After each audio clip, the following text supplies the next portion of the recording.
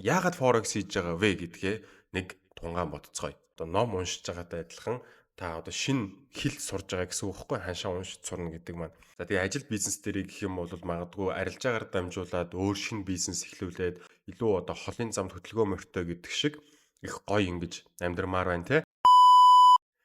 Сайн бацхан шинэхэн арилжаачтай. Арилжаач их сургуулийн үүсгэн байгуулагч 7 жилийн арилжааны туршлагатай инх амгалан би тантай мэдчилж байна. За та бүхнийг арилжаа сурахаар энэхүү зориг шулуудан миний бичлэгийг үзэж байгаад тунд баяртай байна. Тэгэхээр энэхүү бичлэгээрээ бол би Forex-ийн анхан шатны яг суур ойлголтуудыг өгөх болно. За тэгээ манай арилжаач их сургуульд бол яг 1-р курс, 2-р курс, 3-р курс, 4-р курс гэдэг шиг бүх хичээлүүдийг, бүх сургалтын хөтөлбөрүүдийг системчлэн бэлтгэсэн учраас та бүхэн манай арилжаач.com хаягаар орж илүү дэлгэрэнгүй мэдээлэл аваасай гэж хүсэж байна. Тэгээд мэдээж таны тэр сурах үйл явцыг нилээдгүй хөнгөвчлөх маш нарийн боловсруулсан сургалтын хөтөлбөр тэгээд тасгалжуулалтууд орсон байгаа. За тэгэхээр маш энгийн байдлаар танд Forex арилжаа гэж юу вэ? Хэрхэн арилждаг вэ? Яаж илүү хэлбэраар ойлгох вэ гэдгийг би яг энэхүү хичээлээрээ заах болно. За тэгээд давхар яг бичлэгэн дээр утсан дээр яаж ажиллах уу, компьютер дээр яаж ажиллах уу гэдгийг бас харуулах болно. За тэгэхээр Forex арилжаа гэдгийг мэдхээсээ өмнө хэдүүлээ ямар ч гэсэн яагаад Forex хийж байгаа вэ гэдгээ нэг тунгаан бодцгоё. Яагаад гэдэг асуултанд хариулж чадахгүй буюу холын зориг байхгүй болвол ойрын зовлон мундахгүй гэдэг. За тэгэхээр ямар ч хэсэн энэ бичлэгийг үзэж эхлүүлж байгаа бол та Forex өмнө нь одоо боломжгүй гэж боддог байсан эсвэл боломжгүй гэж бодхоос илүү энэ боломжтой байж магадгүй буюу possible гэдэг тэр төвшин дээр ирсэн буюу эхнийхээ шатыг давцаан гэсэн үг. Ядчил эхлэнэ гэдэг чинь хамгийн чухал зүйл шүү дээ. За тэгэхээр эхэлсэн ч гэсэн та маш холын алсын хараатай буюу те бүр хэдэн 10 жил, 20 жилийн дараа, магадгүй 5 жилийн дараа ч гэсэн юунд хүрэх вэ гэдгийг харж чадсан байгаа цагт та тэрэндээ хүрч чадна гэсэн үг. За тэгэхээр алсын хараа гэхээр тийм ч их том зүйл бодох бас хэрэггүй байх эхний ээлжинд. За зүгээр л амьдралынхаа 7 талбартай те үндсэн 7 талбартай. За эрүүл мэнд, хөрөнгө санхүү, за нэмэлт ажил, бизнес, орлого, за тэгээ оюун санааныхаа хөгжил дээр, гэр бүл болон хайр сэтгэл дээрээ, за тэгээ нийгэмдэр эзлэх байр суурь, нэр хүнд дээрээ те. Тэг хамгийн гол нь амьдрал амар тайван, дотоод амар амгалан гэдэг маань айгүй чухал байдаг. Тэгэхээр энэ дээр ямар болмоор байгаа юм бэ? Хэр зэрэгт хүрмээр байгаа юм бэ те? Тэрнийгээ айгүй сайхан бодож боловсруулах хэрэгтэй. За жишээ нь эрүүл мэнд дээр гэх юм бол би сайхан тийм өв тэгш би хаатай болмоор байна. Өвдсөн ч гэсэн асуудалгүй эрүүл мэндийн тусламж үйлчилгээ авдаг болмоор байна. Би ээж аавынхаа тэ магадгүй эхнэр хүүхдийнхаа тэр эрүүл мэнд дээр маш сайхан анхаардаг болмоор байна гэл маш олон зүйлс байгаа. Эрүүл мэнд бол эрхэм баялаг гэдэг те. За тэгээ хөрөнгө санхүү дээр гэх юм бол орлого зарлага ингээд хамгийн чанартай зүйлсийг хэрэгэлдэг болмоор байна. Сайн сайхан зүйлсд ингээд аялал тэ их гоё зүйлсүүдийг ингээд хөрөнгө санхүүгээр ингээд орлого зарлага маш гоё юм зохицуул сурмаар байна. За тэгээ ажил бизнес дээр гэх юм бол магадгүй арилжаагаар дамжуулаад өөр шинэ бизнес эхлүүлээд онлайн бизнес эхлүүлээд эсвэл магадгүй өөр бизнест хөрөнгө оруулаад ингээд илүү одоо холын замд хөдөлгөөн морьтой гэдэг шиг их гоё ингэж амьдрмаар байна те. За тэгээд оюун санааны хөгжил гэх юм бол хамгийн үн цэнтэй хамгийн мундаг тэр одоо мэдлгүүдийг сайн менторудаас, коучудаас за магадгүй хамгийн үнэтэй сургалтуудаас те олж аваад ийм оюун санааны хувьд бол маш өндөр түвшинд хүрмээр байна те. За тэгээ гэр бүл хайр сэтгэл гэхээр бас мэдээж хандаа хамтрагчдаа за аав ээжтэй те тэр найз охин найз бүсгүүдэд залуудаа аль сайныг ингээд зориулдаг те хайр инэрлийг ингээд хамт хуваалцдаг тийм халамжтай нэгэн баймаар байна. За арилжаач ууснаар гарч ирж байгаа цаг зав за тэгээ тэр одоо олж байгаа мөнгө тэр санхүүгээ би ингээд сайн сайхан зүйл зориулмаар байна. За тэгээ нөгөө талдаа бас одоо нэр хүндтэй нийгэмдэр эзлэх байр сууриа би бас арилжаач хүн болсноороо мэрэгжлийн байдлаараа би одоо илүү мөнгөө өөрийнхөө нэр хүндийг өсгөх зүйл дээр өөрийнхөө нэр хүндийг хамгаалах илүү гоё нэр хүндтэй өөрийгөө онцгой нэг нэр сайн сайхан нэг нэр мэдрэх тэр зүйлдэд зарцуулмаар байна те. Тэгээ хамгийн сүүлд нь гэх юм бол одоо хамгийн чухал нь дотоод амар амгаландаа те амьдралыг бүр ямар нэгэн тийм стрессгүй айгуу гоё тийм гоё амьдрахаар захиагдсан нэгэн гэдгийг мэдэрч амьдрахаар тийм дотоод амар амгалантайгаа байх ийм томоохон алсын хараа байх хэрэгтэй гэсэн үг. За тэгэхээр Forex арилжаа гэдэг маань таны амьдралыг ингээд олон талбараас нь ингээд өөрчлөх тэр томоохон хөшүүрэг мэрэгжил байж магадгүй. За мөнгө гэх юм бол тэр хөшүүрээр дамжуулаад танд ирж байгаа тэр томоохон хэрэгсэл байгаа. Тэгээд та энэ амьдралаа өөрчлөхтэй яаж ч өөрчилж болно. За тэгээд энэ нь тодорхой хугацаа бол мэдээж зарцуулнаа л гэсэн үг л дээ. За тэгэхээр тухайн хугацааг бол Бидний хувьд бол яаж хөнгөвчлж болох вэ гэхээр таныг сургалтын материалаар хангаж өгнө. Сурах үйл явцыг хөнгөвчлж туслана. За харах өнцөг тэгээ таны ажиллах нөөц бололцоог нэмэгдүүлээд илүү одоо чадамжтай арилжаачин болгоход тусалж өгнө гэсэн үг. Тэгээд хамтарч ажилладаг брокеросоо бас илүү бодит дэмжлэгийг танд ирүүлэх боломжтой. За тэгээд арилжаач найзуудтай болж хамт олонтой болж ноу хаваагаа хуваалцаж тэндээсээ илүү өөр бизнесийн санаа боломжууд ингээд те хамтдаа олцоод харилцаа холбоогоо сайжруулад яваад тэгээ мэдээж арилж байгаараа ч гэсэн амьдрал дээр ч гэсэн ажил бизнес дээр ч гэсэн орлого те боломжуудын нэмэлт их үүсвэртэй болж аавна. Тэгээд арилжааныхаа мэдээж арга туршлагыг хамтдаа байнгын сайжруулад явах байх нэ.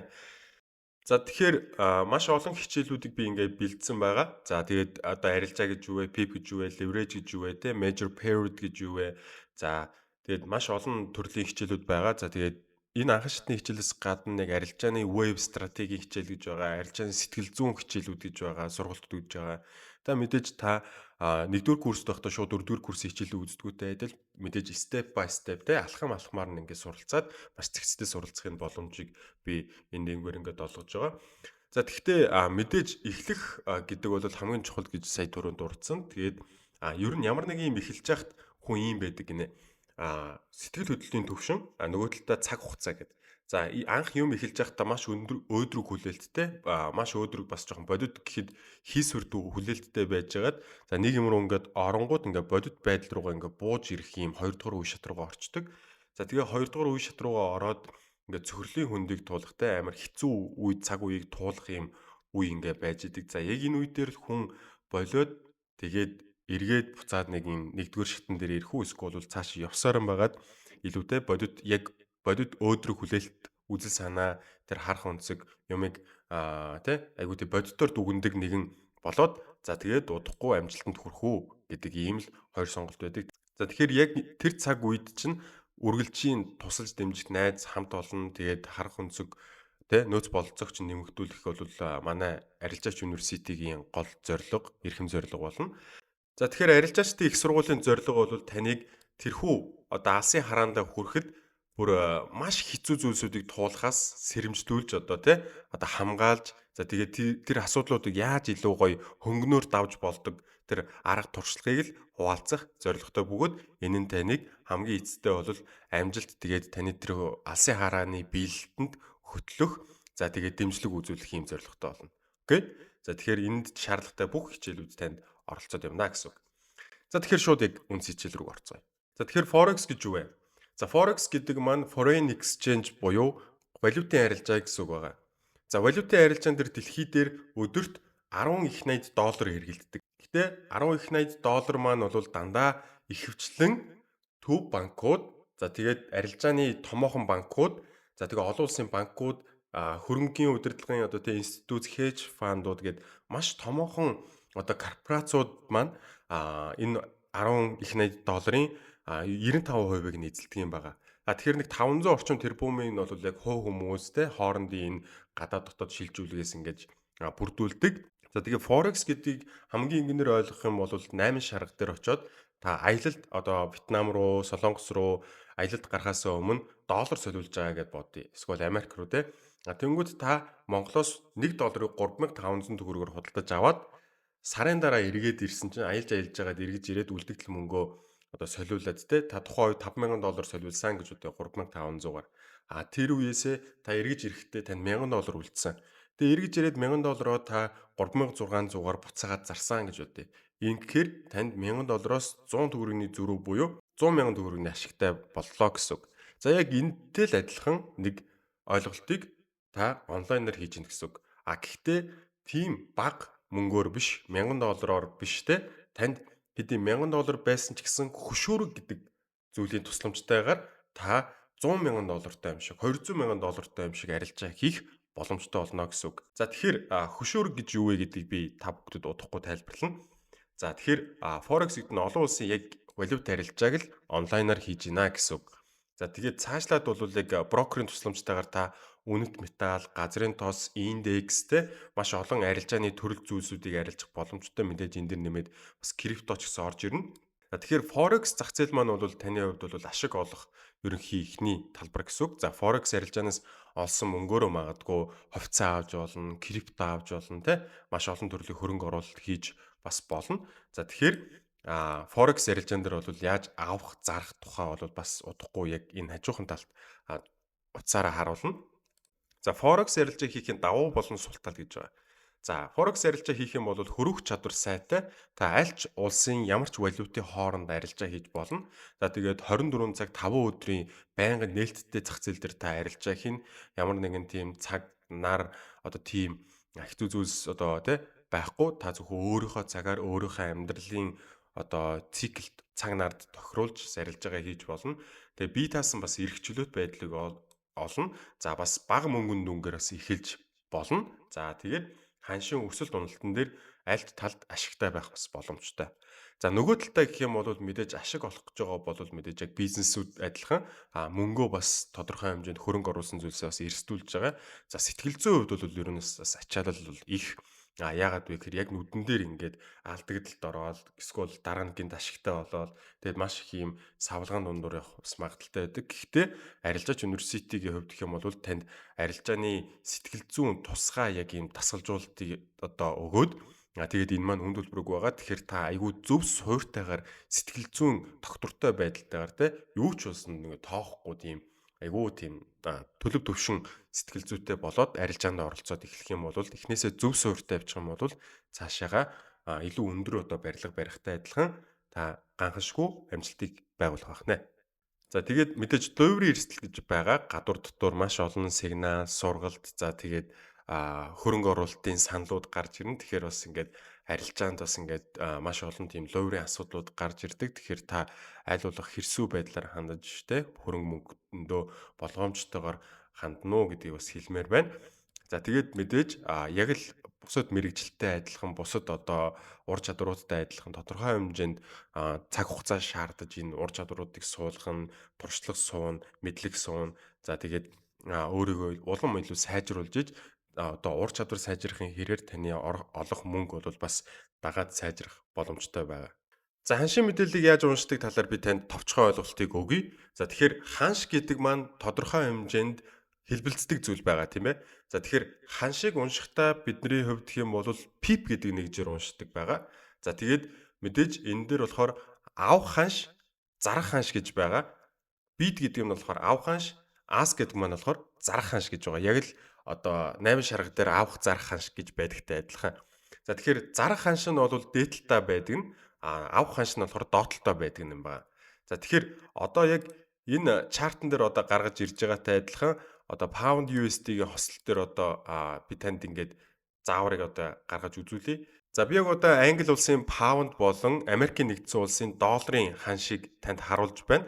За энэхүү ханшийн мэдээлэл дээр бол 1.34.900 буюу за бараг 1.35 орчим хүртэл бол паунд маань бол ингээ өссөн харагдаж байна. За тэгэхээр тодорхой одоо ханшийг уншихдаа бид нар PEEP гэдэг нэг жир уншдаг. За PEEP гэдэг нь яадаг вэ гэхээр бидний хувьд бол одоо тооцооллын хувьд бол за бидэрт 6 нэгж байгаа гэсэн үг. За энэхүү 6 нэгжийн маань хамгийн сүүлийнх нь орноос 2 дахь буюу за яг энэ 4 дахь орноор нь тооцдог байгаа. За бидний хамгийн энгийнээр мэдэх юм бол эхний хамгийн сүүлийн орныг бид нэр сантиметр гэж бодъё л доо. За бид нар хамгийн багадаа одоо ер нь сантиметр гэж ярьдэн шүү дээ. За тэгэнгүүт 2 дахь нэгж буюу яг пип нь дециметр гэж ер нь ойлгож болно. За тэгээд 10 пипийг 1 метр гэж бас ойлгож болно. 10 дециметрийг одоо бид нар чинь 1 метр гэж хэлдэг шүү дээ. За тэгээд цаашаа ингээд явах юм бол бид нар ингээд 1 пип нь 10 одоо сантиметртэй тэнцүү буюу 0.1 пиптэй тэнцүү.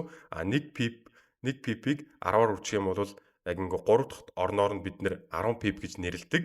За 4 дахь орноор нь бол одоо бид нэр 100 пип гэж нэрлэдэг. Тэгэхээр ер нь бол энэ хойдлын орныг нь ер нь бол тоолдоггүй гэсэн үг байгаа. Тэгэхээр бид нэр одоо 1.36 хүрэх юм бол одоо тий 1.36 ингээд хүрчих юм бол ингээ ханш ингээ өссөөр 36 хүрчих юм бол энэ нь 100 пип явчлаа гэсэн үг. 100 пип одоо өсчлөө гэсэн үг.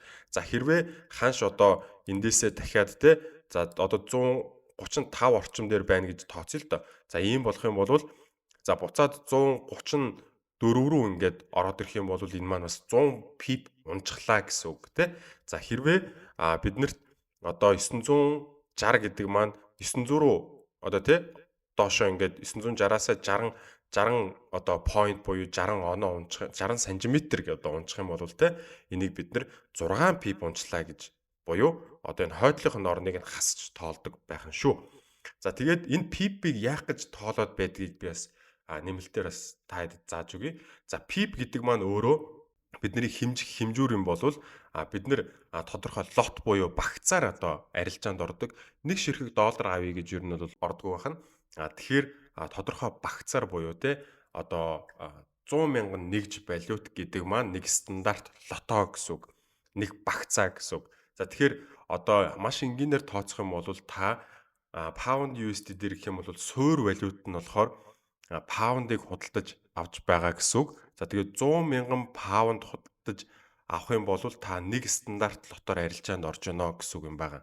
За тэгээд 100 мянган паундыг одоо 1.34.900 гэдэг үнээс ингээ авлаа гэж бодоход 1.36 хүрэх юм бол доллартай харьцаж байгаа үнийхээ хувьд гэх юм бол энэ маань илүү үнэтэй болсон учраас та буцаагаад нөгөө нэг арилжаанаас гарах үедээ илүү ашигтай те одоо магадгүй эндээсээ нэг лотоор арилжаанд ороод танд одоо 136 одоо хүрэхэд танд 100 пип гэдэг маань өөрөө $1000 ашигтай гэсэн үг юм байна.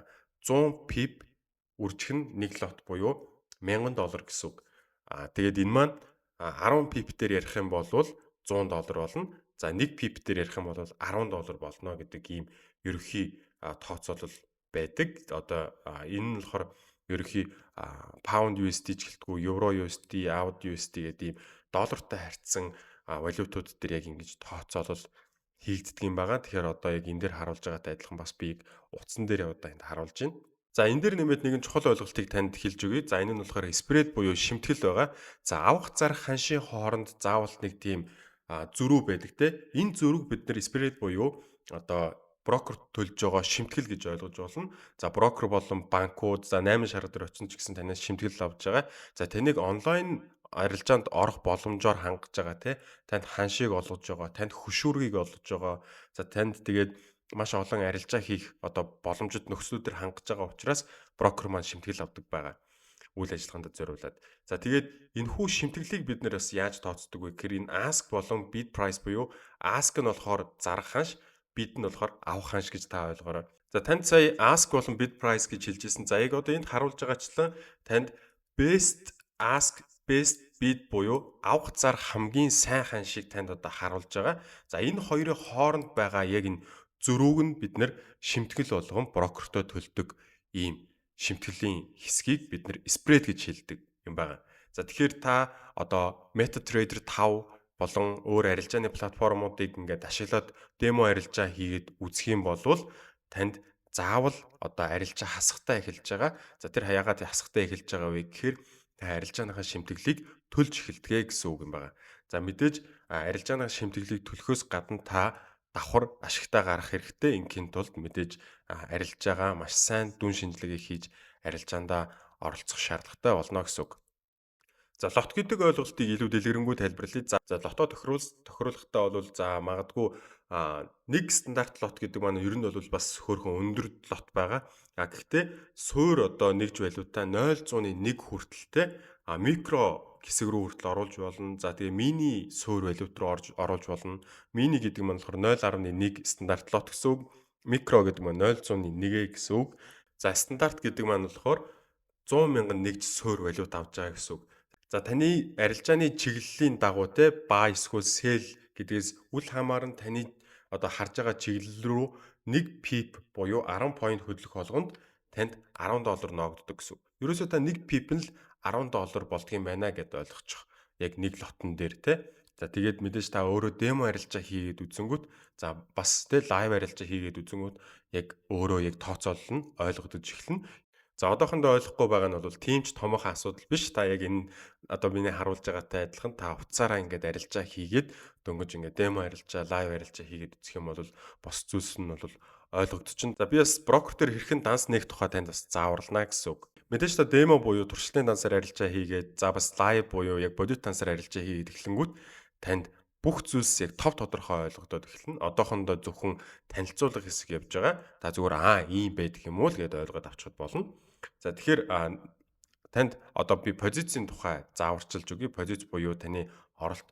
За ханш өснө гэж таамаглаж байгаа бол хямд байхад нь худалдан аваад дараа нь өндөр үнээр зарах зорилготой оролтыг бид нэр long буюу buy арилжаа гэж хэлдэг. За short гэдэг маань болохоор богино хугацаанд одоо уналт төр нь бол явагдаж магадгүй гэдэг үгнээс short гэдэг гарч ирсэн байгаа. Тэгэхээр уналт маань маш хурдтай бас явагдаж эхэлдэг юм зан хандлага бол бас маркет дээр ажиглагддаг. Тэгэхээр ханш унах гэж байна гэж таамаглаад өндөр үнээр зарж өндөр үнээр нь зараад дараа нь хямд үед нь ахин худалдан авах юм үйл явцыг бид нэр short гэж хэлээд байгаа. За short буюу sell арилжааны ардах логикийг би танд маш энгийн жишээгээр тайлбарлаж өгье. За танд амгаа гэдэг найз байгаа. За тэр амгаад $10,000 байгаа гэж бодъё. Амгаа болвол яг брокер гэсэн үг. Та брокероосоо мөнгө одоохондоо зээлж short арилжаанд ордгоо гэсэн үг. За тэгэхээр $10,000-ыг та амгаагаас зээлж аваад одоохондоо зээлж аваад тэгээд тэр $10,000-ыг нь та одоо магадгүй 3600 гэдэг одоо төгрөгийн ханшаар 3600 гэдэг ханшаар зарсан гэж бодъё. Амгаа танаас заавал эргүүлээд доллараар мөнгө аавна. Тэгэнгүүт та 3600-аар найзаасаа зээлж 3600-аар зээлж $10,000-ыг нь зараад магадгүй 7 хоногийн дараа доллар нь 3500 3400 болоод ирэх үед та буцаагаад $10,000-ыг худалдаж аваад амгаадаа $10,000 нь буцаагаад өгцөө.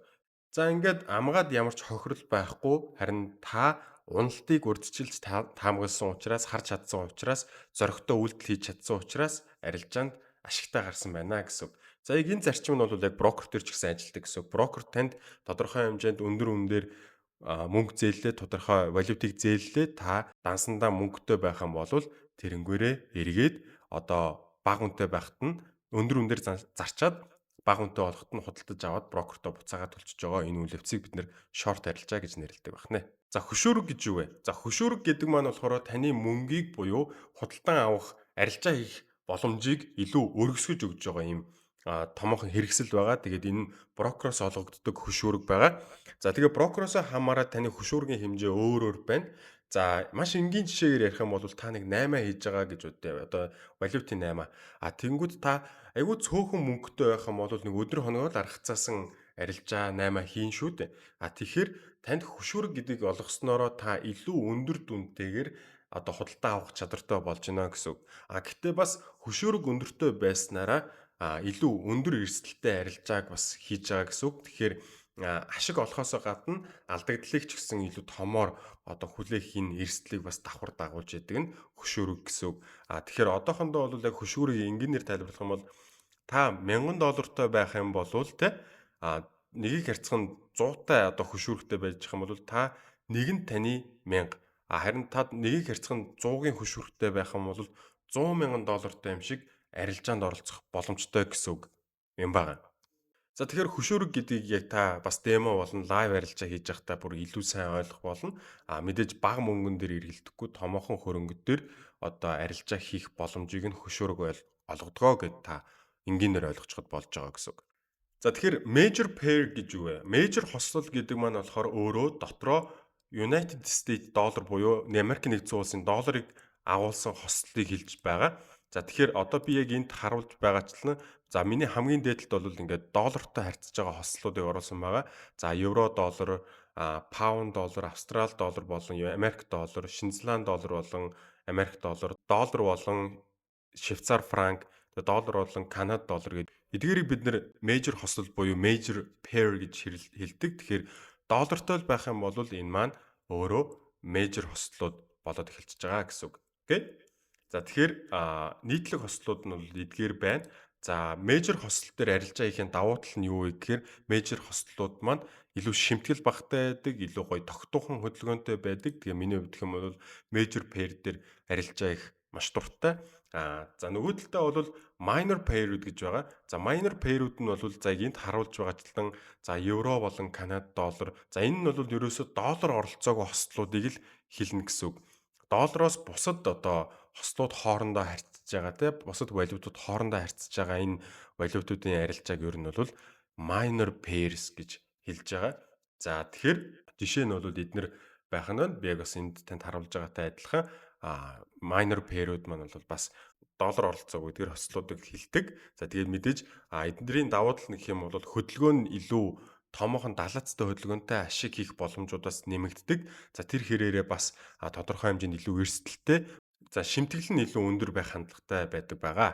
За тэгээд энэ дээр нэмээд exotic pair гэж байгаа. Exotic pair гэх юм бол ер нь төдийлөн бас маш их арилжагддаггүй иймэрхүү хослууд байдаг. Тэгэхээр за одоо доллар оролцохдоо дандаа нөгөө нэг одоо доллар турк турк динар за тэгээд Норвегийн крон, Африкийн ранд тэгээд одоо Хонконг доллар за тэгээд Даниш крон гээл ингээд ер нь бол бидний мэддгүү эдгээр хослууд байдаг. Энэ хөдлөхдөө бүр маш солиотой догшин морьшиг булгиж хөдөлдөг одоо маш их савлгаатай хөдөлгөөнтэй байдаг. Тэгээд тэр хэрээр бас ашиг олох магадлал ихтэй, алдагдал хүлээх магадлал ихтэй, бүр дээрээс нь маш өндөр шимтгэлтэй байдаг учраас ер нь арилжаачдын хувьд бол төдийлөн сонгож бас арилжаа хийдэггүй.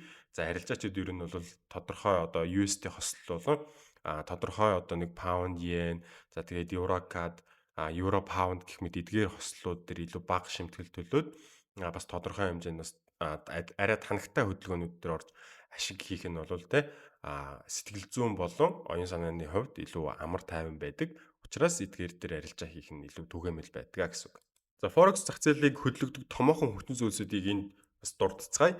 За Forex зах зээл маань ерөнхийдөө 80% нь бол өөрийнхөө жамаараа хөдөлж одоо хөнгөн хөдөлгөөнөөр ингэж хөдөлж идэг. За нөгөө талдаа бол гинтийн хөдөлгөөнүүдийг нь бол одоо эдийн засгийн суур үзүүлэлтүүд бас гаргаж ирдэг байх нь тэрнээс холбогдсон мэдээллүүд одоо ханшиг гинтийн байдлаар бас хөдөлгдөг.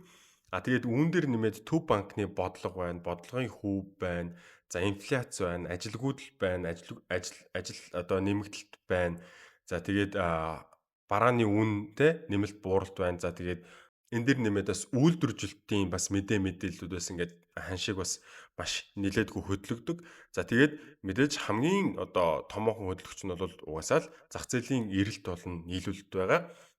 Тодорхой мэдээнээс бас үл хамааран ханш бол бас байнгын бас хөдөлгөөнд байж идэг гэдгийг та бүхэн бас санаарай. Тэр нь болохоор одоо томоохон корпорациуд, томоохон банкуд, за тэгээд одоо Apple, Amazon, Facebook, Google гэл ингээл маш том одоо корпорациуд хоорондоо мөнгө одоо гадаад дотоод хөрөнгө оруулалт ингээ гуйлга хийж идэг. Тэр болгондоо ингээд одоо валютуудыг маш их хэмжээгээр тэрбум доллараар худалдаж аваад ингээ хоорондоо ингээ зараа солилцоод тэр нь бол ингээ Forex зах зээлийг байнгын хөдөлгөөнд оролцуулж идэг ийм урсгалыг одоо тэтгэж идэг хүчин зүйл нь байдаг байгаа. За тэгээ мэдээж энэ дэр нэмээд төв банкын бодлогууд, эдийн засгийн үзүүлэлтүүд тэгээ мэдээлүүдээс оролцоод явдаг байна.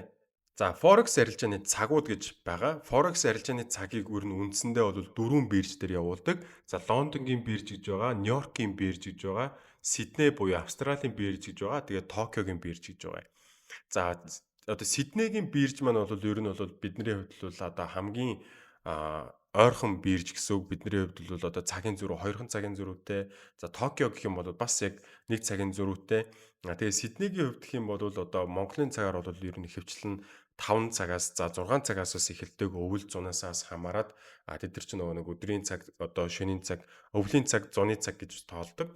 Тэгээд Токио болон Сиднейгийн цагаар ерөнхийдөө бол хөдөлгөөн бол ерөнхий багтай байдаг. Хамгийн их хөдөлгөөнтэй байдаг нь одоо арилжааны боломжуудаас их олддог цаг нь болохоор одоо Монголын цагаар Лондон буюу 16 цагаас 15 цагаас одоо Лондонд 6 цагийн зайтай зөрүүтэй бидний одоо Лондонд өглөө болж байхад Монголд 16 цаг болж идэг. За тэгээд Лондон болон Нью-Йоркийн одоо давхцал цагууд одоо байдаг. За Нью-Йоркийн цаг нь бол Монголын цагаар бол ерөнхийдөө бол нэг 8:30 за хай одоо өвөл зуны цагаас хамаараа 9:30-аас бас эхэлдэг ийм нөхцлүүд байдаг. За тэгээд эдгээр нь болохоор ингээд хоорондоо давхцал бүхий одоо байнгын ийм уялдаатай ажилдаг болохоор 24 цаг 5 өдрийн турш ажлын өдрийн турш энэ зах зээл маань байнгын эрэлттэй хөдөлгөөнтэй байдаг. Тэгэхээр бид нар яг энэ цагуудын энэ одоо exchange биржүүдийн хэдийд нь арилжаа хийх вэ гэдгийг одоо өөрийнхөө нөхцөл байдлаа маш сайн уялдуулж арилжаа хийх нь бидний ашигтай арилжаа хийх бас томоохон хүчин зүйлс болдог байна. За захиалгын төрлүүд гэх юм бол одоо market order буюу шууд захиалга байна. Яг би одоо энэ баруун талд утсан дээр харуулж байгаатай адилхан. За buy болон sell захиалгыг шууд нээх юм боломжтой. За тэгээд мэдээж buy болон sell арилжааг нээхдээ та шууд лото тохируулаад тэгээд яг тэр одоо нээлттэй байгаа үнээр нь авах эсвэл зарах үйлдэлийг хийнэ гэсэн үг. За тэгээд энэ дээр нэмээд бас pending order гэж байгаа төлөвлөсөн захиалга. За buy limit гэх юм бол одоо тий та тодорхой ханшин дээр ханш маань жоохон буураад ирэх үед нь арилжаанд яг тэр ханшин дээр орё гэдэг энийг buy limit тий худалдан авах хязгаар гэж байгаа. Одоо доороо тавьдаг гэсэн үг.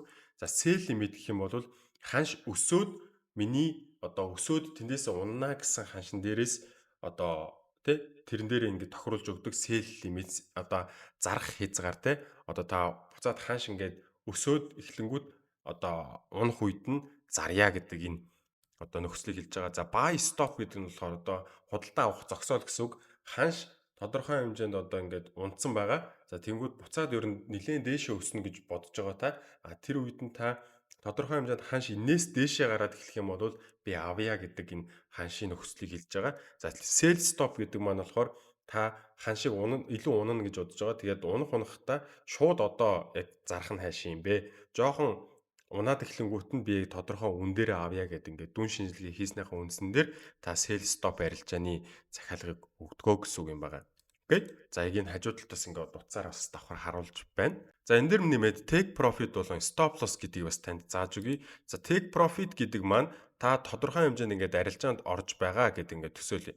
За арилжаанд орохдоо та buy арилжаанд буюу худалдан авах арилжаанд орсон гэж бодъё. За ингээд худалдан авах арилжаанд орохдоо за энд ингээд хааш ер нь тогтвортой болчлоо. Ингээд өсөө явж байгаа юм чинь дахиад цаашаа өснө гэдэг байдлаас та ингээд энд ингээд арилжаанд орсон гэж бодъё. За арилжаанд орохдоо та худалдан авах буюу buy арилжаанд орж байгаа гэсэн үг. За тэгээ buy арилжаанд орохдоо та stop loss гэдэг буюу алдагдлын хязгаар буюу алдагдал зогсоох нөхцөлийг ингээд бас оруулж өгж байгаа. За нөгөө талдаа ашиг авах хязгаарыг бас оруулж өгж байгаа. За ашиг авах хязгаарыг та оруулж өгөхдөө бүр нэлээд одоо тий ашиг авах нөхцөлөө илүү том алдагдал хүлээх нөхцөлөө илүү жижигхэн буюу stop loss-а маш жижигхэн take profit-о ер нь бол илүү томоор тавьдаг юм байгаа. За тэгээд оролт нь бол одоо entry тий одоо та эндээс орлоо гэж бодоход ханш дээшээ явхад та ашигтайгаар нь доош унах юм бол алдагдал орно гэдэг байдлаас ингэж орохыг одоо stop loss болон take profit гэж тайлбарлаж байгаа. За би яг энэ хажуудалд утсан дээр хэрхэн take profit болон stop loss-о байршуулдаг яг энэ жишээг үзүүлж байна. За удахгүй яг дараагийн хичээлээр бол би компьютер дээр илүү сайн яг яаж брокер дээр холбогддгийг тэгээ брокер дээр холбосон дансаа бас яаж take profit болон stop loss-о бас ингэж тохируулдгийг гэдгийг зааварлаад өгнө. За тийм байна. Stop loss болон take profit-ыг та яг демо болон лайв арилжаа хийж байхдаа илүү сайн гүнзгий ойлгоод эхэлнэ. Одоохондоо зүгээр л яг ийм ийм байдаг юм уу гэдээ ойлгоод авчих хэрэгтэй гэсэн үг. Окей. За тэгэхээр демо дансаа яаж нээх тухай би танд зааврыг өгье. За ер нь бол биднэрт хамгийн чухал одоо хэрэглэгдэх одоо материалууд маань бол бидний хувьд бол одоо шинжилгээ хийх энэ trading view гэдэг энэ платформ байгаа. Та tradingview.com гэж ороод tradingview.com гэж ороод өөрийнхөө одоо шинжилгээ хийх энэ платформ дээр өөрийнхөө бүртгэлийг үүсгээд авчих юм бол яг надтай ажиллахан мэрэгжлийн түвшинд шинжилгээ хийгээд арилжаанд оролцоод явах боломжтой болно. Тэгээд мэдээж бүртгэлээ үүсгээд өөрийнхөө шинжилгээнийхээ платформыг бас нээж аваарай. За нөгөө талдаа бидэрт MetaTrader 5 гэдэг ерөнхий голчлон одоо дэлхийн баг арилжаачдын 90% MetaTrader 5 дээр арилжаа хийдэг гэдэг судалгаа гарсан байдаг. За тэгэхээр MetaTrader 5 дээр ерөнхийдөө хэдүүлээ арилжаа хийж сураад дараа нь одоо өөр платформуд дээр бас арилжаа хийж бас сурахын боломжуудыг харна.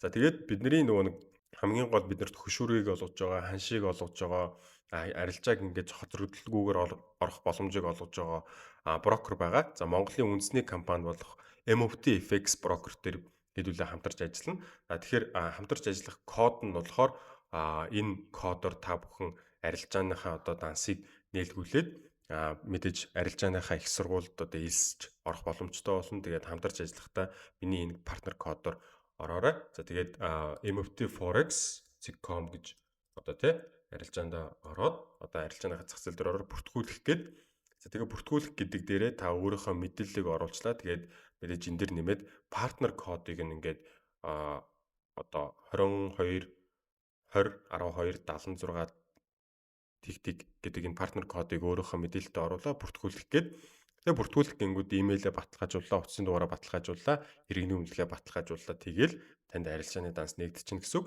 За тэгээд хамтдаа демо арилж байгаа бас энэ дээр MetaTrader 5 гэдэг одоо аппликейшнаар дамжуулаад те одоо та энийг Play Store-оос татаж болно, Apple Store-оос татаж болно. За тэгээд MFT одоо FX-ийн бас MyMot гэдэг аппликейшнийг бас татаад авчаарай. За тэгээд би дараагийн хичээлээр хэрхэн яаж дансаа холбох тэр зааврыг бас танд өгнө гэсэн үг. За яг одоо Forex зах зээлийн оролцогчдын талаараа илүү жоохон дэлгэрэнгүүлж авч үзье. За тэгэхээр Forex зах зээлийн оролцогчид гэхээр бидэрт бол ерөнхийдөө арилжаачид байгаа. За тэгээд институтсууд байгаа. Тэгээд төв банк болон засгийн газруудын одоо оролцоо байгаа. За улсын эдийн засгийн доктортой байдал болон валютын ханшийн хяналт, мөнгөний бодлого хэрэгжүүлэх зэрэг одоо олон зорилготойгоор төв банк болон засгийн газрууд одоо Forex зах зээл дээр оролцдог. За тэгээд эдгээр нь бол одоо улсын валютын ханшийг докторжуулах, за олон төрлийн валютын нөөцийг одоо хадгалах, тэгээд засгийн газрын гадаад өр төлбөрт одоо анхаарал хандуулах, гадаад тусламж авах, томоохон экспортын орлогыг бас ингээ хүлээн авах зорилгоор төв банкуд болон засгийн газрууд ингэж хоорондоо уялдаатайгаар Forex арилжаанд маш их хэмжээгээр одоо мөнгөн дүнгээр оролцдог юм байгаа. За тэгээд энэ дээрээс нэмээд одоо Трамп те одоо Трамп гэлтгүү одоо Америк, Хятад, одоо Солонгос, за Орос, Япон гэл маш олон улсын засгийн газрууд, төв банкуд Forex зах зээл дээр бол мэдээллийн зориулалтаар геополитикийн одоо нөхцөл байдлаар өөрсдийн улсын валютад давуу байдалтай илүү өрсөлдөхүйц байдал олох зорилгоор одоо Forex зах зээлд оролцдог. За тэгээд энэ дээр нэмээд арилжааны банкуд байгаа, бас төв банкуд бас байгаа. За тэгээд арилжааны банкуд нь ер нь Forex зах зээл дээр хамгийн идэвхтэй томоохон тоглогчид байдаг. Тэгээд тэд нар өөрсдийн одоо ашигыг олох төдийгүй бас одоо хөрөнгө оруулагчдаа бас томоохон хадгаламж эзэмшигчдийнхаа өмнөөс валютын арилжаа хийж өөрсдийн ашиг орлогыг нэмэгдүүлдэг ийм зорилготой Forex арилжаанд оролцдог юм байгаа. За тэгээд үндэстэн дамсан корпорациуд бас маш томоохон Forex зах зээлийн одоо хэсгийг эзлэн 10 их $80 эргэлдэж байгаа шүү дээ. Тэгээд тэрний томоохон хэсгийг нь одоо Benz, Visa, Intel те eBay, Canon за тэгээд маш олон эдгээр одоо групп компаниуд одоо корпорациуд энэ Forex зах зээлд одоо хөрөнгө оруулалт хийдэг, гадаад дотоод гуйвуулгад хийдэг, өр төлбөрөө авдаг те бизнесүүд ингээд одоо өөрсдийнхөө үйл ажиллагааг илүү олон улсад өргөжүүлэх зорилготойгоор одоо маш их одоо гадаад гүйлгээ хийдэг. За тэгээд эндээс гадна өөрсдийнхөө хөрөнгө оруулалтаараа дамжуулан одоо Forex зах зээлээр бас арилжаа хийдэг ийм том компаниуд бас байдаг. Тэдгээр нь бол маш их хэмжээгээр олон тэрбум сая доллараар өдөр тутамдаа ингээд арилжаанд оролцдог учраас Forex зах зээлийн бас томоохон оролцогчд болдог юм байгаа. За тэгээд энэ дээр нэмээд нөгөө нэг бие даасан арилжаачид буюу бид нар байгаа. Тэгээд бие даасан арилжаачдын одоо гол зорилго бол ингээд бид нар нэг тий магадгүй 7 хоног нэг сарын хугацаанд ашиг олох зорилготой. Тэгээд бас өдрөөр арилжаанд оролцоод бас нэг тодорхой хэмжээнд ашиг олох зорилготойгоор арилжаанд оролцдог. Тэгээд бидний томоохон одоо их хвчлэн ашигладаг одоо платформ гэвэл MetaTrader 5 болон TradingView байгаа. За тэгээд энэ дэр нэмээд брокерийн үйлчлэгийг ашиглах буюу тэгээд брокероос бид нэр хөшүүрэг авдаг, ханшаар хангагддаг. Тэгээд нэмэлт одоо бонус дэмжлэг зэргийг ингээд аваад оронд нь бид нэр ингээд үйл ажиллагааныхын зардал болгоод одоо хөлс нь болгоод шимтгэл өгдөг юм байгаа. Окей. За тэгэхээр амжилттай бие даасан арилжаачдын хувьд гэх юм бол одоо мэдээж төлөвлөгөөтэйгээр арилжаанд оролцдог. За төлөвлөгөө нөхцлүүдтэйгээр арилжаанд оролцохоор сэтгэл хөдлөлийн одоо нөхцөл байдлуудтай айцсгүй шуналдаа хит автахгүйгээр зөвхөн логиктэй шийдвэр гаргаад арилжаанд төлөвлөгөөтэй дүрмдээ оролцоод илүү өндөр ашигтай ордог. За тэгээд мэдээж алдагдлаа бас маш сайн риск менежменттэйгээр хянж чаддаг байгаа. Хит их арилжаа хийхгүй байснараа бас өөртөө илүү логиктэй шийдвэр гаргах төр боломжийг олгож өгдөг. Тэгээд мэдээж тогтмол суралцаж хөгждөг байгаа. Тэгээд мэдээж амжилттай арилжаачдын бас тэр бие даасан байдлыг илүү хөгжүүлэх зорилгоор энэ арилжаач университигээ миний хувьд би бол байгуулсан байгаа. За тэгээд мэдээж та арилжааны сигнал сургалтын сервертс нэгдэгт болвол та одоо ярилцаач.com хаягаар ороод илүү дэлгэрэнгүй мэдээлэл бас аваарай. Миний хувьд гэх юм бол таны бас арилжааны аргачлалаас авахуулаад арилжааны сэтгэл зүйгээд бүх тэр шаардлагатай одоо материалуудыг, сургалтын нөхцлүүдийг, за тэгээд серверүүдийг бүгдийг нь бэлдсэн байгаа. Тэгэхээр таныг яг бие даасан ашигтай одоо хараат бустай profitable independent trader болох одоо бүх зүйлс нь бол бэлтгэл нь хангагдсан байгаа гэсэн үг. За энэ дэр нэмээд бас swap буюу одоо swap шимтгэлийг бас хэлмээр байна. За swap гэдэг нь болохоор одоо та арилж байгаа хонуулж байгаа хүүгийн төлбөр гэж ойлгож болно. Тэгээд swap нь болохоор хоёр төрөлтэй. Эерэг swap болон сөрөг swap гэж байгаа. Та хүүгийн зүрхгээсээ буюу одоо арилж байгаа хонуулж байснараа ашиг олох ийм арилжааны төрлийг хэлнэ. За та хүүгийн зүрүүн дээр бас төлбөр ноогддог арилжааг нь бид нэр сөрөг swap гэж нэрлэдэг байгаа. Энэ нь бас арилж байгаа хонуулснаар тодорхой валют дээр тодорхой чиглэлийн дагуу арилжаанд орохоор танд swap бодогддог. Тэгээ swap-а мэдээж арилжаанд орохын өмнө бас байнга хянах хэрэгтэй. За яг энэ хажуу талд яг яаж swap боддог энэ аргачлалыг нь бас нэмээд орууллаа. За тэгэхээр хэдүүлээ маш их лекц сонслоо. Одоо шууд зүгээр практик ажиллагаагаа эхлүүлээд шууд туршлагатай болоод өөрсдийнхөө демо арилжааг хийж эхлэе гэж бодож байна. За тэгэхээр шууд бүртгэл үүсгэх хэсэг рүү орцгоё. За тэгээ бүртгэлээ үүсгэхдээ болоод одоо өөрийнхөө нэрийг оруулж өгнө. За тэгээд авгийг оруулж өгнө. Тэгээд нэмээд имэйлээ оруулж өгнө. За утасны дугаараа бас оруулж өгнө. За тэгмүүтээ одоо жишээ нь тэгээд өөрийнхөө нууц үгийг хийнэ. За тэгээд мэдээж партнер код дээр 22 20 12 76 тэг гэдэг энэ кодыг оруулаад мөн мэдээж та арилжаанд оролцож байгаа болвол манай одоо арилжааны сигнал сургалтын серверт нэгдэх зааврын дагуу бас арилжааныхаа одоо тусгай линкийг бас авч болно. Манай Instagram хаяг руу бас бичээд линкийг авч болно. Арилжааныхаа дансыг нэгтээ манай Instagram хаяг руу ороод за тэгээ Instagram хаягны доотлолт линк хэсэг дээр та брокер дээр бүртгэл үүсгэх линкээр та ороод арилжааныхаа одоо дансын бүртгэлийг үүсгэж болно. За тэгээд бүртгэлээ үүсгэхдээ өөрийнхөө нэрийг оруулчихна, авгийг оруулчихна, имэйлийг оруулчихна. За тэгээд партнер кодоо бас давхар оруулаад тэгээд бүртгүүлэх товчон дээр дарна. За тэгээд бүртгэлээ үүсгэнгүүд таны имэйл дээр одоо танд одоо баталгаажлалтын имэйл ирсэн байх хэвээр. За тэгээд имэйл рүү орцгоё. За мэдээж баталгаажуулалтын мэйл нь заримдаа яг спам фолдер руу ирчээд байдаг. За тэгэхээр спам фолдероо ч гэсэн давхар бас шалгаж үзээрэй.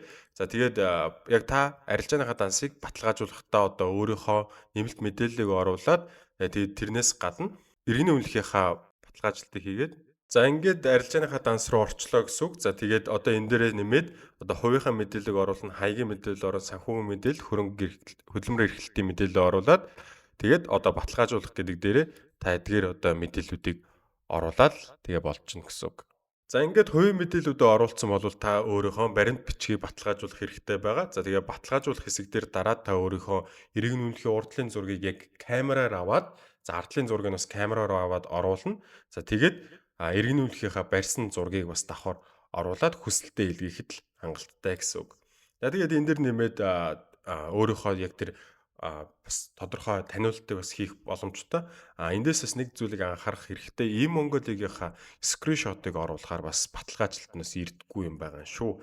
Тэгэхээр заавал камераар авсан зураг одоо яг урд хойтлолтой тэгээд одоо иргэн үнэлгээ барьсан зураг бас явуулж баталгаажлалтаа илүү хурдсгаарай гэж зөвхмээр байна. За тэгээд нэгэнтээ арилжааны данс нээгдсэн болвол танд одоо удахгүй демо данс нь нээгдээд ирнэ. Тэр хугацаанд та өөрийнхөө iOS болон Android app дээрээс QR кодыг уншуулад MyMot аппликейшнаа бас татаад аваарай. За тэгэхээр шинжилгээний төрлүүдийг би бас тодорхой танилцуулж өгье. За 3 төрлийн шинжилгээний төрөл байгаа. За эхнийх нь буюу fundamental буюу суур анализ нь болохоор томоохон банкуд, корпорацууд за тэгээд хөрөнгө оруулалтын сангууд ерөнхийдөө хөвчлэн fundamental буюу суур шинжилгээнд дэр төвлөрч одоо арилжаанда урт хугацаанд оролцдог. За ер нь technical analysis бол ерөнхийдөө чартыг уншаад тодорхой хэмжээнд богино хугацааны шийдвэрүүд гаргахад одоо бид нар шиг хувь арилжаачид хөвчлэн technical analysis-ийг хэрэгэлдэг. Гэхдээ мэдээж technical analysis болон суур анализийн одоо уялдааг те ойлгоод мэдээд арилжаанда хэрэглэх юм бол илүү давуу тал болно. Тэгэхээр fundamental болон technical analysis-ийг илүү яаж гүнд нь орох вэ гэдгийг та суралцмаар байх юм бол манай арилжаач University илсээрээ.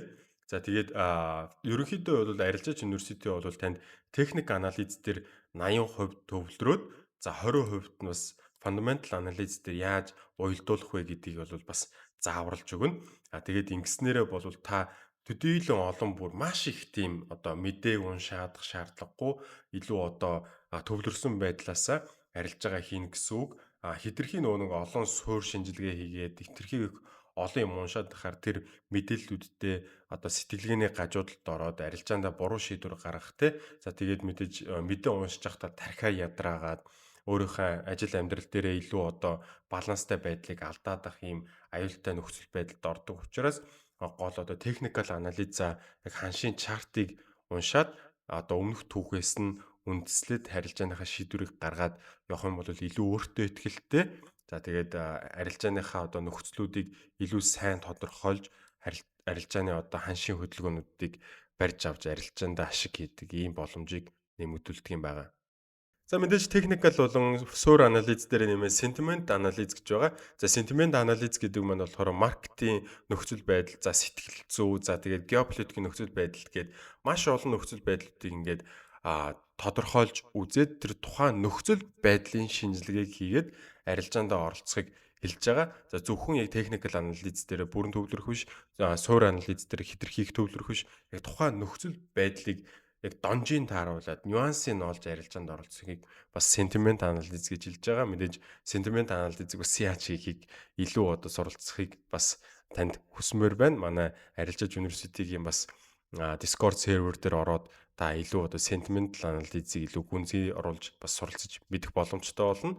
За мэдээж яг энд ингээд sentiment analysis гэж юу вэ? Fundamental analysis гэж юу вэ? Тэ? Technical analysis гэж юу вэ гэж оруулахаас илүүтэйгээр та яг бодит практикаас суралцах юм бол илүү оновчтой гэж бодоод илүү олон одоо тийм лекц, ядаргаатай лекц оруулахыг би бас зорьсонгүй. За тэгээд technical analysis гэдэг нь ерөнхийдөө бол маш энгийнээр бол өмнөх ханшийн чарт те одоо мэдээлэл төр үндэслээд та арилжааныхаа одоо шийдвэрүүдийг ханшийн шинжилгээнүүдийг одоо гаргаад одоо арилжаандаа шийдвэрүүдийг гаргана гэсэн үг. За тэгэхээр хамгийн энгийндээ бол technical analysis-ийг тайлбарлах юм бол ханш хэрвээ одоо нэг импульс буюу те үндсэн хөдөлгөөн хийсэн бол засварын хөдөлгөөн хийж байгаа үндсэн хөдөлгөөн, засварын хөдөлгөөн, үндсэн хөдөлгөөн, засварын хөдөлгөөн, үндсэн хөдөлгөөн, засварын хөдөлгөөн, үндсэн хөдөлгөөн, засварын хөдөлгөөн гэх энэхүү байдлаар л хөдөлдөг. За тэгээд уналт болон өсөлтийн нөхцөл дээр ч гэсэн адилхан за импульс буюу үндсэн хөдөлгөөн байсан бол заавал нэг коррекшн байгаа. За тэгээд коррекшн явсны дараа импульс байгаа. За бидний гол ажил гэх юм бол энэ импульс буюу энэ гинтийн бөгөөд энэ хүчтэй хөдөлгөөнийг барьж авснараа биднэрт байнгын мөнгө орж ирнэ гэсэн үг. За тэгэхээр үндсэндээ technical analysis гэдэг маань буюу одоо ханшийн өмнөх одоо нөхцөл байдлыг таамаглаад дараачийн энэ гоё юм хүчтэй хөдөлгөөн нь хаана байна вэ? Яг энэ дээр орж одоо арилжаанд ашиг хийх нь л бидний гол зорилгоо гэдгийг та ойлгоод аваасай гэж хүсмээр байна. За тэгээ ерөнхий зарчим нь бол technical analysis-аар дамжуулаад бид нэр өөрсдийнхөө дүн шинжилгээ хийгээд ханшийн таамаглал дээр богино болон дунд урт хугацааны трендийн хөдөлгөөн дээр ашиг хийдэг энэ графикт шинжилгээг хэлж байгаа гэсэн үг. Окей. За тэгээд мэдээж бас энэ дэр нэмээд candlestick буюу candle-ийн лааны хэлбэрүүдээр дамжуулан бас ханшийг унших бас боломжийг бас таньж бас болдог. Гэтэ candlestick analysis гэдэг маань болохоор тодорхой одоо шинжилгээг одоо ингээ гаргачлаа гэж бодъё л доо. За ингээ ханш ингээд тодорхой нэг нөхцөл төр байсан байна. Өмнө нь бол ингээд одоо тий өсөлт одоо уналт одоо ингээд байсан байна. За тэгээд энэ өсөлт болон уналт нь хаанаас илүү эхлэж байгаа вэ гэдгийг ингэж тодорхойлж яг тухайн яг нөхцөл байдал дээр уншдаг илүү одоо яг тухайн нөхцөл байдал дээр төвлөрсөн анализыг хийхэд candlestick маань их дөхөн болдго юм байгаа. За тэгэхээр үндсэндээ бол candlestick маань гэх юм бол нэг бүтэн өгүүлбэрийн нэг зөв үсэг гэсэн үг. За тэгэхээр бид нэр өгүүлбэрээр нь одоо ихийг уншиж ойлгохдогтой адилхан үсгэн дээр биш өгүүлбэр дээр төвлөрдөг учраас ерөнхий маркетинга бүтц дээр илүү сайн төвлөрөх хэрэгтэй. Гэхдээ яг арилжаанд яг орохынхаа өмнө одоо ханшийнхаа одоо тэр candlestick дээр бас төвлөрөх юм бол илүү наривчлалтай оролтуудыг хийх боломжтой болно гэсэн үг. Тэгэхээр одоо арилжаандаа бас яаж илүү наривчлалтай орох вэ гэдгийг одоо candlestick-ийг унших аргыг нь бас сервер дээр бас зааж оруулсан байгаа тусгай хичээлээр. За тийм байна. За тэгээд candlestick-ийн анализийн төрлүүдийг яг ерөнхийдөө дуртахад бол одоо уналтын candlestick буюу уналтын лаг нь бидний улаан өнгөтэй bearish гэж нэрлэдэг. Bearish буюу уналтын candlestick гэж нэрлэдэг. За тэгээд bullish нь болохоор өсөлтийн candlestick-ийг нэрлэж байгаа. Бид нэр өсөлтийг бид нэр одоо хөрөнгөний зах зээл дээр бухаар тэмдэглэдэг. Уналтыг болохоор баавга гэж одоо бэлгшээдэг ийм байгаа. За тэгээд neutral patterns гэж байгаа. Neutral patterns гэдэг нь болохоор нэг тийм унах гэж байгаа юм шиг, өсгөх гэж байгаа юм шиг ийм нэг доктортой хөдөлгөөнүүдийг ингэж харуулж байгаа энэ candle-уудыг бид нэр хэлдэг юм байгаа. Тэгэхээр тухайн нөхцөл байдалд нь одоо bearish candle байна уу, bullish candle байна уу те. Одоо энэ бол маш том ийм хөдөлгөөний ихлүүлсэн энэ bullish candle-уудыг хэлж байгаа те. За bearish candle гэхээр ийм уналтуудыг үзүүлж байгаа энэ candle-уудыг одоо лаануудыг хэлж байдаг байх нь энийг яаж илүү гүнд нь орж унших вэ гэдгийг нь бас technical analysis дээр илүү тодорхойлж зааж өгнө. За тэгээд шинжилгээ хийгээд байгаа энэ чартыг би та бүхэнд одоо бүртгэлээ явуулсан tradingview.com гэж үгсгээд аваарэ гэж загч байсан. За тэгээд тэрхүү одоо яагаад шинжилгээнийхээ чартыг одоо tradingview дээр хийгээд байгаа вэ гэхээр биднэрт одоо график хэрэглэгдэхүүнүүд бас ихтэй байдаг. Одоо шинжилгээгээ хийхэд хэрэгтэй tools хэрэгслүүд одоо Fibonacci, trend line за тэгээд маш олон тэр хэрэгслүүд маань ингээд төрөл бүрээрээ цөм бүрээрээ байдаг болохоор маш амар хялбар байдаг. За тэгээд ашиглахад илүү уян хатан, хурдтай их гоё одоо чартын платформ байдаг учраас энийг бид нэр хэрэгэлдэг. За тэгээд энэ дэр нэмээд олон төрлийн зах зээлийг бас дэмждэг forex одоо валют за тэгээд хувьцаа, крипто валют за тэгээд бондууд бүгдээр ингээд оролцдог учраас TradingView-ийг бид нэр ашигладаг. За тэгээ backtest буюу одоо өөрийнхөө арга чадварыг, ур чадварыг илүү сайжруулах, баталгаажуулахын боломжийг нь илүү өргөнөөр олгодог учраас бид нэр TradingView-ийг backtesting зорилтоор ашигладаг. За тэгээд мэдээж байнгын нэг чартыг хараад байх боломжгүй бид нар чин ажил амьдралдаа арга гэртээ анхаарал хандуулна. Тэр үедээ бид нэр энэ alert гэдэг буюу одоо ханшийн дохиогоо тавиад өгчгөр илүү одоо амар байдаг учраас ханшийн дохион дэр бас ашиглаж мэдээлэл авдаг учраас илүү бас амар байдаг. За тэгээ графикийг стратеги болон шинжилгээний бусадтай ингээ хуваалцаж өөрийнхөө одоо арга туршлагыг нэмэгдүүлэх, сайжруулах нь боломжоор сангадаг учраас бид нэр TradingView-ийг ашигладаг бахнаа. За тэгээ мэдээж TradingView-ээ яг энэ бүртгэлээ үүсгээд татаад аваарай. TradingView дээр арилж байгаа хийгээд шинжилгээгээ хийгээд арилж байгаа MFT Forex брокер дээр хийж байгаа. За тэгээд MetaTrader 5 арилжааны платформ дээр бас хийж байгаа учраас аль алийг нь тэгээд татаад аваарай гэж захимаар байна. Окей. За тэгээд chart pattern analysis гэж бас байгаа. За тэгэхээр TradingView дээр та өөрийнхөө давуу тал бүхий арилжааны нөхцлүүдэд олох байх нь за тэгээд тэрэн дээр шинжилгээ хийх байх нь. За тэгэхдээ шинжилгээ хийхдээ яаж шинжилгээ хийдэг тэр зааврыг нь бас танд олгоно. За тэгээд шинжилгээ хийхдээ бид нэр одоо тодорхой нөхцлүүдийг хараад арилжааныхаа шинжилгээнүүдийг одоо хийдэг. За тэгээд бүх одоо хослолууд дээр арилжааны шинжилгээг хийхдээ тодорхой хэв загварууд буюу паттерны тусламжтайгаар арилжааныхаа дарааны одоо оролтуудыг бас олж чаддаг байгаа. За тэгэхээр chart паттерны тухай ерөнхийдөө ойлголтыг өгье. Chart паттерн гэдэг нь болохоор зах зээлийн ирээдүйн ханшийн хөдөлгөөнийг таамаглах боломжит график дүрслэлийн хэлбэрүүд байгаа. За тэгээд эдгээр нь зах зээлийн зан төлөвийг ойлгох буюу тогтмол давтагдж байгаа энэ хэв загваруудыг ойлгоод тэгээд тэрэн дээр одоо тодорхой уналт эсвэл өсөлтийг тодорхойлоод арилжаанд өөртөө давуу нөхцөл олох нөхцөлийг одоо бид нэр чарт паттерны тусламжтайгаар олдог юм байгаа. За тэгээд арилжаачид одоо ер нь бол бусад шинжилгээний аргуудтайгаа хослуулан ашиглаад арилжаанд илүү зөв шийдвэрүүдийг гаргах боломжоор ингээ хангаж өгч өдөг. Тэгэхээр бидний хувьд гэх юм бол одоо арилжаач университетийн хувьд гэх юм бол чарт паттерны хувьд гэх юм бол дийлэн хүмүүсийн ашигладаг энгийн чарт паттернуудыг ашигладаг. Бид нар бол advanced буюу илүү одоо ашигтай, магадлал өндөртэй бид нарыг эрсдэлд илүү бага унгаадаг чарт паттернуудыг ашигладаг. За тэгээд тэр паттернууд нь болохоор wave курсын тусламжтайгаар одоо та илүү суралцах боломжтой байгаа. Ariljaach.com хаягаар вебсайтаар ороод та энэ веб курсээ ингээд үзэх юм бол бүр маш ойлгомжтой байдлаар тайлбарлагдсан байгаа. Окей. За тэгэхээр илүү олон зүйл нуршилгүйгээр шууд дараагийнхаа сэдв рүү орцгоё. Тэр нь болохоор technical индикаторууд байгаа. За тэгэхээр technical индикаторуудыг бид нар яах гэж ашигладаг вэ гэхээр түүхэн дэх зах зээлийн үнэ эсвэл одоо арилжааны хэмжээг нь одоо тооцоолоод за тэр математикчлан тооцоолон дээр суйрлаад бид нар арилжааныхаа дээр одоо паттернууд сайн дурддагдсан чарт паттерн шинжилгээнийхээ одоо аргуудыг илүү баталгаа авах зорилгоор индикаторуудыг ашигладаг.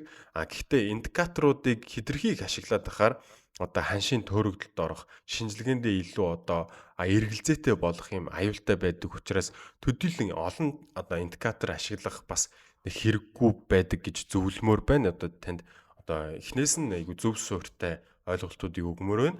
Тэгэхээр яг техникэл индикаторуудаас одоо дурдах юм бол тренд индикатор гэж байна. Трендийг тодорхойлоход бас тусалцаа болдог. За тэгээ моментум буюу одоо хэрэг өсөлт одоо уналт одоо үүсэт байгаа. Тэгээ цаашаа үүсэх боломжтой гэдгийг тодорхойлдог моментум индикатор гэж байна.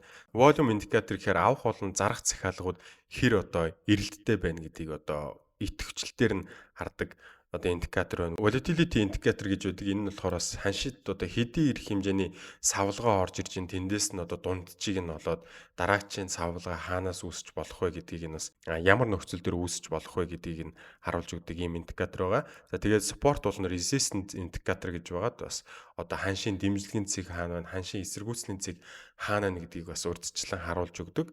Гэхдээ энэ индикаторууд маань яг бүрэн одоо баталгаа болж өгдөггүй.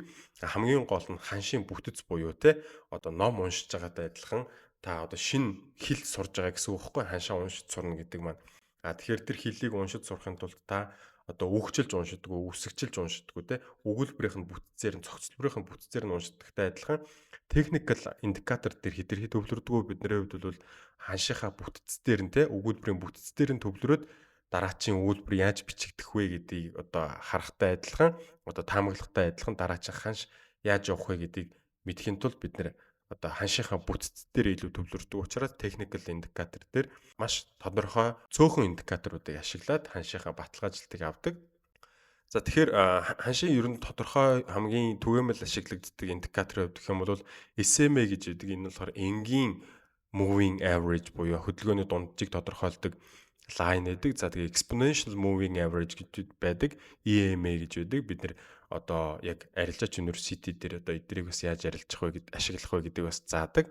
MACD гэж байгаа. Тэгээд average directional movement буюу ADX гэд одоо иймэрхүү technical индикаторуудыг голчлон ашигладаг. Тэгээд moving average, convergence, divergence буюу MACD гэдэг индикаторыг бид нэр одоо ихэвчлэн ашигладаг. Энэ нь болохоор бас маш энгийн хэрнээ маш их ойлгомжтой юм индикатор байдаг учраас голчлон ашигладаг. Тэгээд энэ дээр одоо яаж тооцдог тухай одоо бид нар бас яг энэ арилжаач университет дээр бас ингээд оруулаад өгсөн байгаа.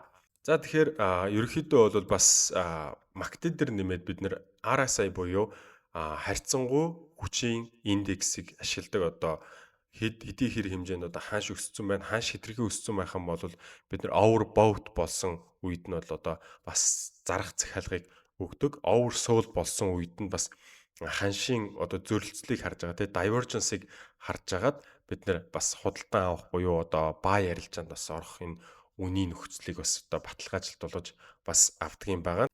За тэгэхээр арилжааныхаа техник шинжилгээнд дэр нэмээд индикатороор нэмж баталгаажлалт аваад арилжаанд оролцох юм бол бас илүү одоо боломжит нөхцлүүдийг таньдаг, баталгаажлалт авдаг ийм нөхцөл байгаа. За тэгэхээр ерөнхийдөө бол индикаторын хувьд бол ийм байна. За би хамгийн гол нь арилжааныхаа шийдвэрийг гаргахдаа шинжилгээг хийхдээ одоо ханшийнхаа бүтцээр төвлөрөх хэрэгтэй гэж ярьж ирсэн. За ханшийн бүтцийг бол бас мэдээж дараачийн ханшийн одоо томоохон одоо импульс хөдөлгөөн нь хаана байж болох вэ гэдгийг бид нар таамаглахдаа Fibonacci ашигладаг байгаа. За тэгээ Fibonacci-г ашиглахдаа яаж ашигладаг талаар бас илүү дэлгэрэнгүй бас зааварлаж өгсөн байгаа. За тэгээд бидний одоо гол зорилго нь болохоор ийм гой хүчтэй хөдөлгөөн дээр л одоо энэ дээрс худалдаа авах захиалгыг хийгээд бас дараачийн одоо хүчтэй хөдөлгөөн хаана байна вэ гэдгийг мэдхийн тулд одоо энэ Fibonacci-г ашигладаг байгаа. Тэгээд Fibonacci retracement гэдэг маань болохоор ер нь ханшийн тодорхой дараачийн үргэлжлэл хаанаас ирэх боломжтой вэ гэдгийг нь харах зорилготой алтан өгтлийн хууль гэдэг энэ математикчилсан онол практик дээр үндэслэлсэн энэхүү арилжааны шинжилгээний хэрэгсэл байгаа. За тэгээд Fibonacci retracement гэдэг маань болохоор одоо энэ 61.8 гэдэг бид нэр гол төлөв одоо ханшийг бид нар хардаг байгаа. За тэрнээс гадна Fibonacci extension гэж байгаа. Энэ нь болохоор ханшийн дараачийн одоо сонголт нь хаашаа хүртэл явах боломжтой вэ гэдгийг ингээ хардаг ийм түүл байгаа. За тэгээд энийг яаж хэрхэн одоо өөртөө давуу нөхцөл байдлаар одоо ашигладаг вэ гэдгийг би Discord сервер дээр энэ хичээл дээрээ бас ингээд оруулаад өгсөн байгаа. Та яаж шинжилгээ хийх вэ гэдгийг илүү дэлгэрэнгүүлж суралцахыг хүсэх юм бол арилжаач.com гэж ороод илүү дэлгэрэнгүй мэдээлэл авах боломжтой. Окей.